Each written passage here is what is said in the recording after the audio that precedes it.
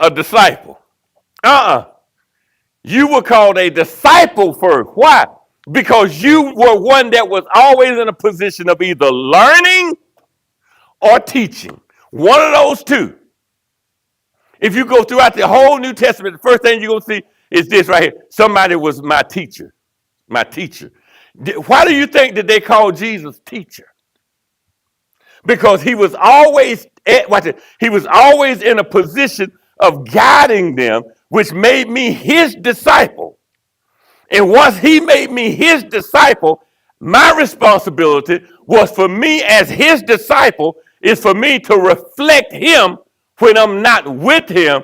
And when I'm in the presence of others, I am supposed to reflect him, because if I don't reflect him when I'm in the presence of others, I make my teacher look bad. Did you know that was why certain, y'all read off in the mess with you. You couldn't be certain folks' disciples because they say you were not teachable. See, to be the elite, all right, let's do it this way. Y'all ready? Let's do it this way. We're going to do it this way because look like y'all trying to catch on this morning. And I want you to be able to explain this to your friend. Some of your friends only go to certain churches because the pastor is well known. Right? All right. Now, but they tell you what they pastor in their church doing all the time. Yeah, we doing this. We doing that. We doing this. Then you ask them, when have you talked to your pastor? They'll say these fancy words. They'll get spiritual in. But child, you know, he got to spend time in the word. He ain't got time to be just out here talking to everybody. He don't, because he might lose his anointing. It's not anointing, he's anointing. Now, what they just told you is he's not discipling them. Since he's not discipling them, your question should come to them now that you know he ain't discipling. Your question to them should come and this retort to him. Well, who you sitting under at the church that's mentoring you? They gonna say, ain't nobody at that church gonna be telling me what to do. Ain't nobody gonna tell me what to do. But then you just said all the stuff that's going on in your church. But can't nobody in your church sit down with you and mentor you in this word and help you to be able to reach other people with this word so that you as an individual can grow in your spiritual walk, so that you as an individual can grow in your spiritual talk. You telling me you doing this on your own? Why do you think I go to seminar? Why do you think I go talk to other preachers? Why? Because these guys are mentoring, discipling me. I ain't crazy, because y'all will make folk. So you got to have somebody that can keep you on even keel. If you show me a pastor that say he's not accountable to nobody, I show you a pastor that's a straight fool. Because Jesus says he is even accountable to God. I got this on your notes. Their discipleship began with Jesus' call and required them to exercise their will to follow him. I want you to see it. We read this in the beginning. And Jesus went on from there, and he saw a man called Matthew sitting at the tax collector's office, and he said to him, follow me. And he got up and followed. I want you to get that in your spirit. I want you to get this in your spirit. Jesus tells him, follow me. And the next thing comes out that text is, and he got up and followed him. Why do we have to beg you to do something in church? I'm letting that stay with you for a minute. Why would somebody in this church have to beg you for assistance to do something within church? I'll wait. I'm going to tell you my conclusion. The reason why they have to beg you because you like it. They ain't going to do it unless. I say so. And then we get good. Like, well, how you know? Because the other week, they asked me 2 or 3 times, would I help? And then you get real good with them. You say, what did you tell them? I did like Deborah. I didn't say nothing.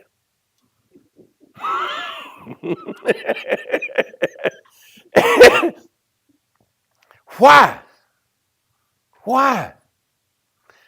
I'm going to tell you why. Because you don't want to be, I got it right here on your back page. Discipleship requires a totally committed life. You don't want to commit. The reason you don't want to commit, y'all ready? Get to you easy. The reason you don't want to commit to being discipled is because that means you have to do something. See, it's okay to tell folks you go to church. It's okay to run around and tell folks you go in here and you're doing this. And it's okay. But my question to you is, who are you investing in and who are you allowing to invest in you? See, that's why if you look in the text and if you look at it real close, it says, if anyone, Luke 14:33. Now listen to what Jesus says. If anyone who does not give up everything, he has and cannot be my disciple. He has given up everything. If you ain't gave up everything, you cannot be his disciple. Listen to what he's saying. If any of you who does not give up everything, cannot be. It should be he has and cannot be my disciple. You can't be it. He did not give you room to wiggle. If you don't do what you're supposed to do by allowing somebody to invest in you, someone to help you, somebody to guide you, to encourage you, if you don't allow that to happen, he says you're not worthy of being a disciple. Now, I'm finna help you out real good right here. And the reason why, I'm finna help you, the reason why you don't want to give up everything, and the reason why you don't want somebody to guide you, and the reason why you don't want somebody to challenge you to grow in your walk with Christ, the reason why is the next underlined statement. Sacrifice is expected. You want everybody else to give up what they're doing to accommodate you, but you don't want to do nothing for nobody else. Your children are the world's worst. They want you to stop what you're doing to appease them. They do. No matter what you got going on, they call you, well, mama or dad, I need you to do this. You say, well, I got this going on, but I need you to do this. They ain't heard nothing what you said. They ain't heard nothing. Didn't I just tell you I got this and this? Then they get real good. But I need you. And you know what happens? We start to adjust to make sure that we can meet that need. We start adjusting. It's automatic. You may say, no, I ain't doing it. But deep down inside, you trying to figure out how to make it work. Seriously. Deep down inside, we trying to figure out how to make it work. And our children know it. Especially them brats. That brat says this on the inside. You gonna do it. Just a matter of time. But you gonna do it. And these parents that got these seasoned parents in here saying, yeah, that sounds like that little joke I got. But I want you to see something. Sacrifice is expected. Jesus says to his disciples, if anyone will come after me, he must deny himself and take up his cross and follow me. That is denying yourself. Now I'm finna say something that's gonna help you. You may not know this. You may not know this. But everybody ain't gonna be committed to you. This is free. Not everybody is gonna be committed to you. I don't care how down you are, like 4 flat tires, all that. That sounds good. But they ain't all going to be committed to you. They'll hang in there with you as long as they can get. And when they can't get, they get. All right, since y'all didn't catch it. Not all of Jesus' followers were able to make such a commitment of sacrifice. There were many who left Jesus after a while. Y'all ready? I'm finna read it to you. From this time, watch it. From this time, many of his what? Turned back and no longer followed him. Don't feel bad, folks. If folks turn off and walk away, don't feel. Listen, it's good to lose weight. It makes you feel better. It's good to lose some folk. It helps you live better. Did you catch it? It's good to lose weight. It makes you feel better. It's good to lose folks. It helps you to live better. Some folks will suck the life out of you and then walk off and leave you and tell you you ain't done nothing for them.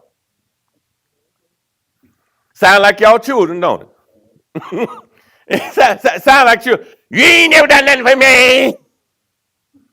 And you want to take all that life you gave them from them.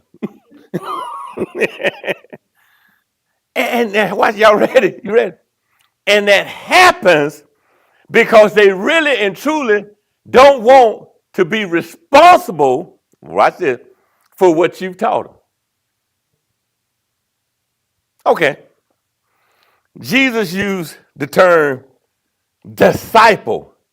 He didn't use the term Christian. Did you know that? If you go throughout the whole New Testament, you'll see Jesus say disciples, disciples. Why don't he say these Christians? You ever thought about it? That's what we call ourselves, Christians. The disciples say, y'all no longer disciples, y'all Christ-like, y'all Christians. Right here. The first instance of the word Christian is found in the book of Acts. The disciples were first called Christians at Antioch, according to Acts 11:26. Now, I'm going to say something. Most Bible scholars agree